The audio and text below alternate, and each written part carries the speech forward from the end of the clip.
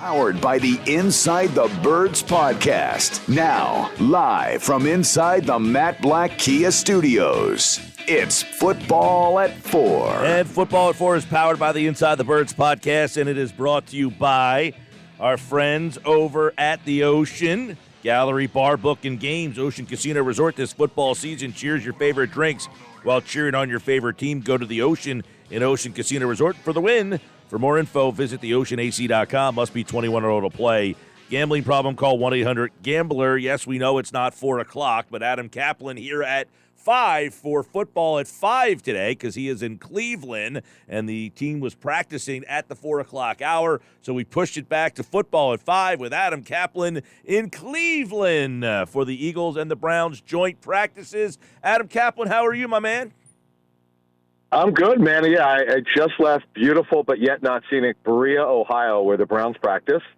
The weather was perfect. It was really interesting, Mike. It's rare to go to training camp practice without fans, but there were no fans, and it was great. You could literally hear the line calls, Mike. Wow. You hear it was really cool watching Jeff Scallon practice and actually hear him. Funny, Sirianni and how he coaches and the Browns coaches and the players, chippy and going after each other a little bit. It was great. No one got hurt that I know of. Although Grant Calcaterra, he escaped one. He ran into a fence, and it was about 20 feet from me, and he's okay. He got up, and he did limited stuff today, by the way, so he started working. That's a good thing.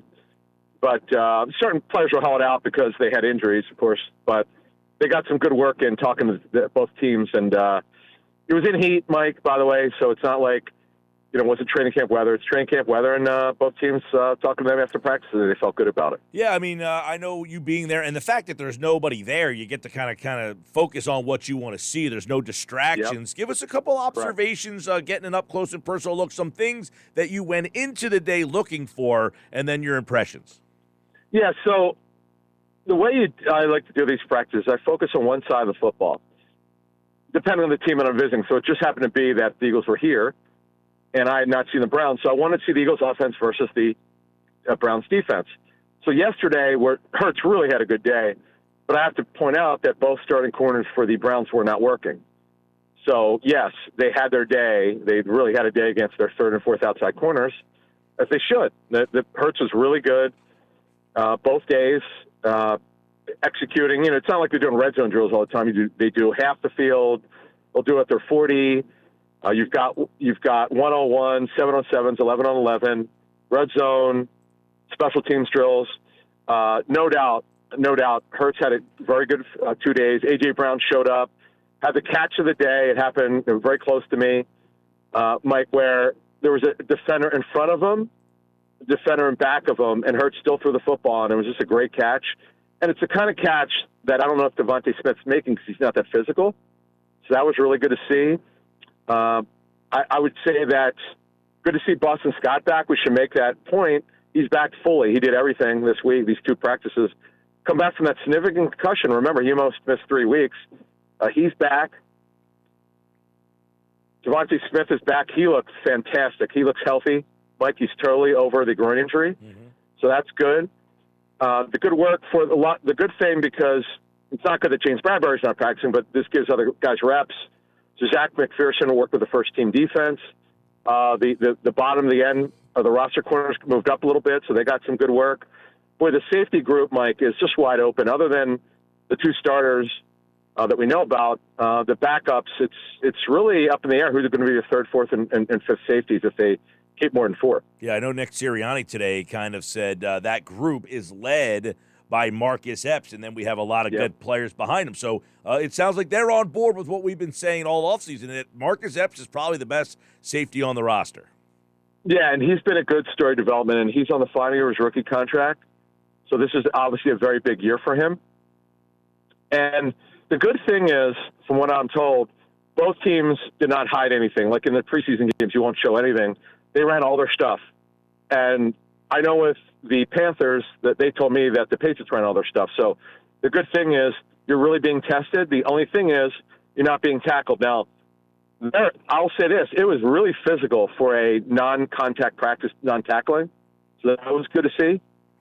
So a lot of good work here, and both practices were about just under 2 hours in the heat, 2 to 4 p.m. It's really odd that they didn't do these in the morning. Next week, Mike, the Dolphins, where Moshe and I will be at, those are at 10:15 in the morning in the 90-degree sweltering heat. Yeah, I know that we were talking about that the Browns generally practice in the afternoon, and that was a little bit of an oddity, and they did that 2 to 4 in Cleveland all week long. The two practices there, and you mentioned like no hitting, no tackling there, yet these teams really value these joint practices more than a game. Now you got a chance to kind of see how these practices go. Should the teams be valuing these practices more than games? Absolutely. I can't imagine they play the starters this week. I mean, I don't know for sure. I haven't asked yet. But they got such good work in, and you don't want to wear guys down. There's really no reason to play the starters. They got tremendous work here against the Browns ones, the guys who were able to practice are the Browns ones who weren't injured. So to me, there's just no reason to overwork these guys. In fact, I didn't ask. I talked to Kevin Stefanski, the Browns head coach, after practice today, but I didn't ask him about why does he practice in the afternoon, not in the morning, because most teams practice in the morning. And, yeah, he said it was good work, though. I will tell you. He felt that. There were no fights, by the way. We should mention that because, Mike, I was with the Patriots and Panthers. There were 4 fights over 2 days. Yeah, it's been chippy all over the league, it looks like. I saw Jets and Falcons got into it today. And I'll be there tomorrow. Is that right? Okay, I'll be there tomorrow. I didn't know that. Look, special teams work got in there. Not a ton of it, but, kicks and returns. And Jalen Reagor had some nice catches today, by the way. Boy, he looks so much better than he did in years past. Calcaterra, as I said, also practiced. So they're getting some of their injured guys back, not all of them. But look, we still have time here before everything starts up in the fall. Now today, I know that Nick Sirianni was asked if Devonta Smith was going to get any preseason action. He kind of said, "We'll have to see how it goes." But is there any indication that we'll see first teamers on Sunday? Again, Mike, I would be surprised. I'd be surprised. In fact, the weird thing is what teams are doing now. They're taking they're playing their starters, not all of them, but most teams seem to play their starters in week 1. Kyle Shanahan already said he's not playing the starters in week 2. Other teams have said that. And then they're going to play their starters in week 3. Because remember, the 4th week is an off week in the preseason now. Right. So that'll be the dress rehearsal week. Now, does that mean, a quarter or a half? We'll see. In that game, who's their last game against? I forget. Miami. They're down in Miami for joint practices next week. That's right. Yeah. So we're there. How did I forget that? So we're there Wednesday and Thursday. Yep. Now, the early forecast. You're going to Miami? You're going to Miami? Yep. Okay. Oh, yeah. Jeff and Moshe and I will be there. Low 90s, and the humidity, as you know, in Florida this time of year is really high. That's another reason why you don't really want to wear your players out. I know the Panthers told me last year they thought their players really wore down after having joint practices late in the summer. So which would tell me, why would you play your starters? I just don't see the point of it. When they're all if they're healthy, they're practicing getting a lot of reps in. Mm-hmm. Did you get a chance to see any of Ugo Amadi and if he's in the safety mix at all, or is he more of a special teams guy? Yeah, he worked yesterday. I didn't look at him specifically today, so I forget what I know he's in the 20s. I know he worked yesterday. So he's here, so he's working, and he's going to be a special teamer and a sub-package player. The key for him is to give them a reason to keep him around. Yeah. Because their safety position is so bad overall, and they don't have anyone they trust yet other than the 2 stars, particularly Apps is really the guy they trust of the 2 of them, Ian Harris. So behind Harris and Apps, I don't know who their third safety is. They don't know who it is right now, Mike, which is interesting. And Tart, is he practicing? He is. He's third-team safety right now, Mike. Wow. What I'm told is it's completely different from the defense that he had with the Niners. And, he's more of a downhill box player, and they need someone who could cover. They don't need a box safety right now, so I don't know if it's going to work. And as we noted on our show that dropped earlier this week, our show that dropped on Thursday morning, they're only into him for $500 fully guaranteed. $500,000 fully guaranteed, so it's an easy contract to cut. Man, I'd like to get paid $500,000 to get cut. I'll tell you that much. I know. Look, we had a running joke one year. It's funny you said. You just made me think of something. One time, I was at a training camp, and someone said to me, how much would you take if you just stand there on the special teams for trying to get hit? I said, I said 10 grand, but I'm allowed to go out of bounds. I said, I'll do it. It wouldn't take all that much, man. You would. I want 10 grand. What, are you crazy? Really? Wait, you wouldn't? Dude, you want to get knocked out? You might be down for a couple weeks, man. Well, I mean, I'm in full uni, right? I get the pads on, right? Yeah, but you don't know how to take a hit. Come on. I've returned punts before. I know you're a baseball guy, but come on, man, this is different. No, I played a little football, man. I was a running back, so I know how to contort my body to not take the hit so good. I don't know. You're in your 40s now. I don't know if You're you right. can do that, 45, okay. I might not be able to take that hit the same. Hey, exactly. Speaking of guys getting hurt, Miles Sanders, I know you guys addressed this on the Inside the Birds podcast, and you said, I think your words were not good. Well, I didn't say he's going to be out long, but this is not good because he's on a final year of his contract. He's had really bad problems with hamstring problems. We reported 2 years ago he had a grade 2 hamstring strain. He could have played in that week 1 game, but they held him out so it wouldn't linger. He also, his rookie season, Mike, both hamstrings had strains.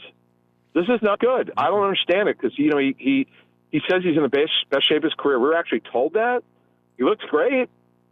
Had a good camp, but Mike, I mean, the drop off from Sanders to the other two guys. Yeah. It's just you could get away with it for 1 or 2 games. Again, I'm not saying he won't be ready week 1. I'm assuming he will be, but I don't understand that. I just don't understand why he has chronic hamstring. Now, Mike Evans, the star receiver for the Bucs, has had chronic hamstring problems this entire. It happens. Yep. But this is why, to me, if I'm the Eagles, I'm adding a back with size who they can put on the practice squad. They don't need him out of the 53. Yeah. They need to do. And by the way, the kid they got from the Lions on Huntley. Drawing a blank right now. Huntley. What's his name? Jason Huntley. Huntley. Yeah. Huntley. Yeah, he's very explosive. And what they're trying to do, Mike, is they're trying to have him run inside a little bit more, grind it out. He's not that type of back, but he had a good rep today. Watching Jamal Singleton, the running backs coach, say, "Hey man, great rep. You really hit it up in there." But he's just not that guy, Mike, and they really need a back with size. Right, and I know Sirianni singled out. He was asked about Gainwell, but he said really, really excited about him. Is he a guy that you think that they want to give more to, and is he showing that he deserves more? Well, I don't think it was a great day for him, Mike, quite frankly. He had a drop, and I don't think he was sharp today. What I'm told is before the hip, I think he might have had a hip injury. No, he had a minor injury. Anyway, he was really solid, good, doing well. Since he's come back the last 2 weeks, it hasn't been as good for whatever reason. Mm-hmm. So we have to see if he can improve, and we'll have notes on our Monday morning show. What we're going to do, Mike, for our listeners of ITB, Monday morning we'll have notes from the game. We're going to have notes from practice, from my 2 days of practice. But I could tell you, Gainwell, to me, needed to get himself together a little bit. I don't think he had a great 2 days. Hey, I know you're there. I don't know if you got to zone in on Mailata versus Myles Garrett. Did we get any Myles Garrett, Mailata matchups? Barely. Yeah, Garrett didn't work yesterday, and he barely practiced today. In fact, I was joking with someone from the Browns. I said, boy, his uniform's clean. Literally, it looked, how they were wearing the home whites? There was his jersey and pants were clean, so he didn't practice a whole lot. Yeah. Mailata, it's funny. There was a former NFL head coach there. He had not seen Mailata, and he goes, holy smokes. Because, Mailata, for 380, is actually in good shape. But when you've never seen him before, up close, Mike, it's something else. And, look, their line dominated the first day. I was told they only gave a couple of pressures the first day. Their line overall did very well. But what you have to understand is, you're not tackling. There's only so much you can do, but I thought they equated themselves pretty well. Adam Caplan, we've got, of course, the Eagles and Browns on Sunday right here on 97.3 ESPN. You can listen to the Inside the Birds podcast, and they'll have plenty on Mondays. Inside the Birds drops at 6 a.m. All right, Sunday's game, is there anything that you will be keeping your eye on, or is this just one of those games that they hope to get through without injury? No, I will. No, here's so for your listeners, Mike. You want to look at the backup cornerback group, the 4s and 5s. They don't know who their 4th or 5th corners are. Josh Jobe is a guy who's had a good camp, but they don't know yet if he's going to be the 4 or 5 or if he makes it. We know that Zach McPherson's their third outside corner. That's not in question. Josiah Scott, watch him at safety because they're going to use him more at safety, we're told. They want to see. They're real desperate, Mike. They're literally willing to do anything for the safety position to get something going. So I would watch those guys. The backup lineman, Suapeta, who's had a good camp, watch him. Watch Zach Pascal, who's finally over the food poisoning. He's very important to what they do. He's one of their better backup receivers. And obviously, Jalen Reagor, again, we reported this back in May, under no circumstance will he be cut, and we know that there's interest out there. He's a guy that's got to show something. In fact, he's got to be better on returns, Mike. He was a dynamic punt returner, arguably 2019 the best punt returner in college football. He's been terrible at it. He's just not been what we thought. I don't know why. Totally agree. I think that's been, to me, Adam, and see if you concur and if you've seen any different, the biggest surprise, I saw Reagor play in the Big 12 a lot, West Virginia, TCU, so to me, he was an explosive guy. That speed has not translated to the NFL game. He just doesn't seem to have that same explosion and straight line speed. I would say this, as a receiver, you see it. Like, you see the acceleration. He's powerfully built. He looks good as a receiver, better than he has, but not quite, I agree, not quite as explosive in college. But as a punt returner where he's super special, he just doesn't, in fact, he'll secure it, but he's not instinctive with it. I don't understand. It's really one of those things I'll never understand. And if he does get traded, I wonder if he'll be the player the Eagles thought they were drafting, quite frankly, because this has happened not just to the Eagles. When you have a player who doesn't work here, and all of a sudden the guy becomes a player, and that obviously would be the Eagles' biggest fear. But they're doing a disservice to this kid. He needs a fresh start. If they can get anything that's fair, they need to move him. Adam Caplan will leave you this. 2 days in Cleveland. Is the Deshaun Watson thing just overtaken these practices, or was it a quick, once those press conferences happened, was that over with, or was that really overshadowing the 2 days? Mike, yesterday it was huge because it was still fresh in the front office and coaches' minds. In fact, I was talking to some of these guys last night. They're just really glad it's behind them. They don't have to deal with it anymore. Now they have clarity. That's the biggest problem. They did not have clarity. Now they know that he won't be back till week 13, and Jacoby Brissett's their starter, and they know that now. Now the hope is that after 12 weeks, if they could be 6-6, which probably I don't think is realistic, seeing that Brissett is their quarterback, but their defense should be good. They have an unbelievable run game, maybe the NFL's best. If they could be 6-6 by the time Watson comes back, now I understand he'll be gone for a while. If they could just tread water till then, they could be a wild card. They absolutely could be a wild card, but it may be a lot to ask. Yeah, they got a pretty talented. Last thing, I guess, before we run here, these front offices know each other pretty well. Did you get a glimpse of Howie maybe powwowing with Catherine and Andrew Berry, like maybe swapping players? They come back with a Browns player or something? No, I mean, that hasn't really happened, although in 17 they saw JJ. They wound up trading for him. Howie and Andrew. Yeah. Roseman and Andrew Berry very close. So you got 4 days in Cleveland together, right? You get bored, you start talking. Yeah, in fact, I think both teams are taking the night off. Because I know, talking to both teams, I know some guys are going out tonight because they'll grade their practice tape. And remember, the game's not until Sunday, and they'll just have a walkthrough tomorrow. But, yeah, look, you're right. They know Catherine Rach, I didn't see her. I know she's there because she's assistant GM. But they all know each other. Kevin Stefanski, his first job from Penn was with the Eagles as an intern. So a lot, and these coaches know each other. It'll be a competitive game, no doubt. And I have to tell you that the practices were very crisp, very professional. One team didn't look so bad or much better than the other, which is good because I've been to some of these since 2002, where one team looks lethargic. Now I will tell you, the last 10 to 15 minutes, both teams were dragging. They looked a little tired. Because Mike, yesterday was beautiful. We had cloud cover and it was cool. It was low 80s. Today it was hot, and the cloud cover was only for like 10 minutes, and it was really hot. So yeah, I could see why guys are a little tired. And remember, the Eagles open on the road, so this is going to be 3 straight weeks where they're going to be out on the road: Cleveland, Miami, and then Detroit. Indoors in Detroit, yes, for sure. All right, Adam Caplan, don't forget, Mondays, Inside the Birds will have all of his thoughts on these joint practices and, of course, the Sunday game you can listen to right here on 97.3 ESPN. Adam Caplan, have a good weekend, man. You too, thanks. All right, there's Adam here on the Sports Bash, giving us an update from Cleveland.